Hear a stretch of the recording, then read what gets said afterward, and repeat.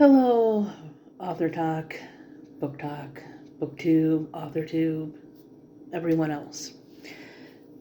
I want to be more active on those platforms. I know that I'm a little bit more active with booktube and stuff than I am book talk, and I definitely want to get more bookish related content up here on TikTok and stuff. So I will be getting more reviews and everything up on this as well as YouTube. What I want to talk about in this video is my book. So I am an indie author of 5 books. They're relatively small books, maybe close to 200 pages I think is the longest one, but barely at that. So eventually I'll work my way up to writing a longer novel, but for right now I'm enjoying the smaller projects. Now, I have posted up about my writings before, but a lot of them were just kind of voiceovers and like maybe kind of some slideshow kind of thing. But I have never really made a video like this. I might have maybe a while back, but it definitely has been a while since I've done a video of me just talking, facing a camera, about my books. So I thought that I would give you a little synopsis of them. So I have 2 poetry books, 2 short story collections, and 1 book that is the beginning of a new series that I am writing. So I'll start with the latest. So the last book that I had published on platforms like Amazon and Kofi and stuff like that, some of these books are on different ones, so you can find them in various places. So the latest one is called Jackalope Fangs, and it is the first book in the Tales of Shadow Oak series. I am currently working on book 2 right now. So I have this idea that I wanted to write about like a type of creature, like something in like maybe mythology or folklore or whatever. And I started learning a little bit about cryptids, which are, pretty interesting themselves. Like cryptids are like Mothman, jackalopes, what else? Pretty sure Bigfoot's a cryptid as well. So that kind of stuff. I forget the technical definition of it, but you get the gist of it. Anyway, so I was thinking about what to write about. And my son, one of his favorite animals, if I can talk here, is rabbits. And then I started remembering that there is something called a jackalope. So a jackalope is a jackrabbit with antlers. So I think it's supposed to be antelope antlers technically, but there's a lot of pictures where it's like a deer with a rabbit head, or kind of like something else along those lines. Basically, it's a rabbit with antlers. And I got this idea to write a story about a woman who, after a breakup, moves back in with her parents, her mom being a writer, who likes jackalopes. She writes about like mythological things, usually horror, and she never really wrote about jackalopes because jackalopes are kind of more whimsical sounding than something that you would read in a horror book. So I started piecing that together, and then I started writing the story about this woman named Guinevere, who, like I said, moved back in with her parents, and her mom is she becomes more obsessed with jackalopes than she normally is because she has been dreaming about jackalopes, and these jackalopes have fangs. They're out of the ordinary jackalopes, not that jackalopes are ordinary to begin with, but these jackalopes are even more unusual. And then Gwen, she starts to see jackalopes and antlers and stuff everywhere, and she thinks it's just because her mom is talking about her so much, it's getting in her head. So the family goes on a camping trip, and in the middle of the night, her mom disappears. So her mom was talking about jackalopes, and she thought that she was just having a bad dream. So when they went to sleep, they woke up the next day, the mom is gone. And then so Gwen, her father, and her brother go out into the woods to search for her, and they end up coming across a jackalope, and they get taken into this completely different world. So what I wanted to do was create a sort of Goosebumps-esque kind of books for adults.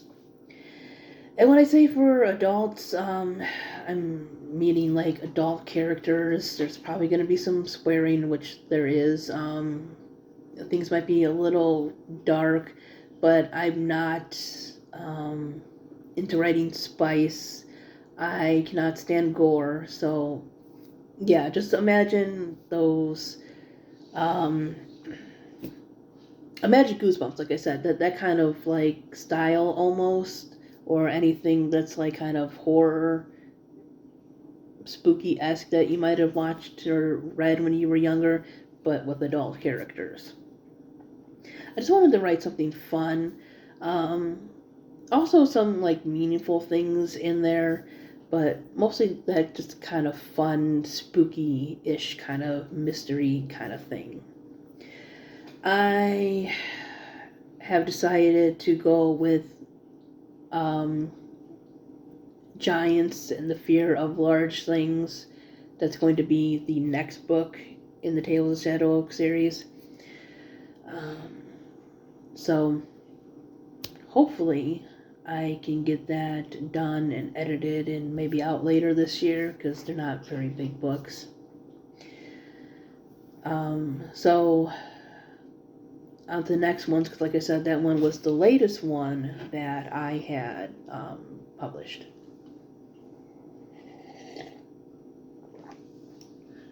So before that was, I believe it was I Don't Know These Shadows, I'm pretty sure.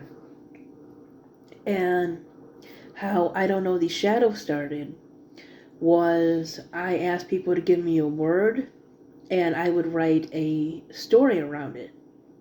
At first I wasn't going to be genre specific, but as I began to write the stories, they all started becoming like spooky-ish horror kind of stories. Mostly about creatures and ghosts, and the first story is about a zombie virus, basically. I had started writing that during the COVID pandemic, and a lot of things that I saw, I read, I encountered, definitely inspired that story a lot. I am going to take the other words that are unused and maybe write a short story book in a different genre. Like maybe I'll do fantasy or something for the next ones. But yeah, there's stories about, like I said, a ghost seeking revenge, and a girl going for an acting job and things just aren't right. Like I said, there's one about zombies. There is one about two sisters who go to visit their father for a holiday, and they find out their stepmother is not exactly human. So those are some of the stories in that one. And I'm going to stop this one here because I'm going to make a part 2.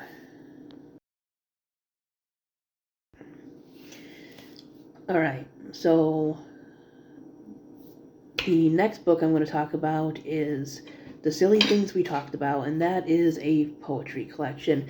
And out of the two that I have written, I would say that The Silly Things We Talked About is probably my favorite out of the two.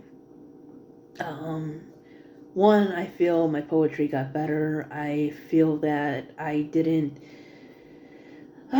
try to rhyme so hard as I did in the first one.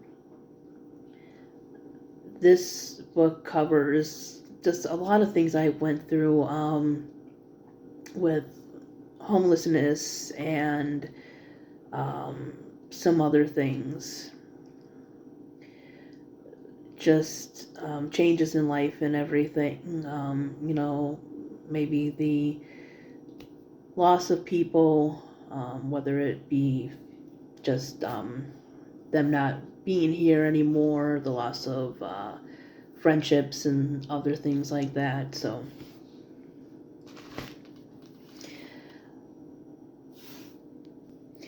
the first poem, Seasoned Friends, talks about how people kind of move out of your life, like they are only meant to be in your life for a season, and the kind of emptiness you feel due to that. And that a line in that poem is where the title for the book comes from. I have one called The Archer, which is, about kind of feeling like you have to hold up everybody else's world while you kind of crumble inside. So, yeah, it was a very personal book. I mean, there are some kind of fun limericks and just simple haikus and stuff in there as well, but I really put a lot of myself in that book. And I did the cover and everything. That was a picture that I took. So it's a book that I'm proud of. Like I said, I'm not maybe perfect at my writing, but I keep trying, and I think I really improved on my poetry with that one. So the last two books are the first books that I had ever published, and if you do seek these books out, just know that you might come across a mistake or two, because I was very new. I was very eager to get things out, and I didn't really know what I was doing, and I was impatient. So I can look back at those books and look at the ones that I have now and see that I have definitely improved. I've improved on my editing, my writing, and my patience. So one is Only Children Dream, which is my first poetry collection. And it's not bad poetry, but I did write a lot of it when I was a teenager, so it can be a little cringy at times. It still has a lot of personal things in it and stuff. I wrote about what I was going through, how I saw the world and everything, but the rhyming is kind of forced. I definitely learned that while some poetry rhymes, it doesn't always have to. You shouldn't always force it either. I definitely see from Only Children Dream to the silly things we talked about how I improved. But there's a lot in Only Children Dream that are still very special to me. But it kind of covers things like bad relationships, what else? Just kind of how I viewed society. There's a lot of kind of gothic sounding things in there. There's just a variety. And then finally is Another World Called Ours. So this one is more fantasy-ish with a little spookiness to it in some stories. I have a story about cupcakes that come to life after a spell. I have one about two wizards who are married that go to a leprechaun for help and they get a magic llama.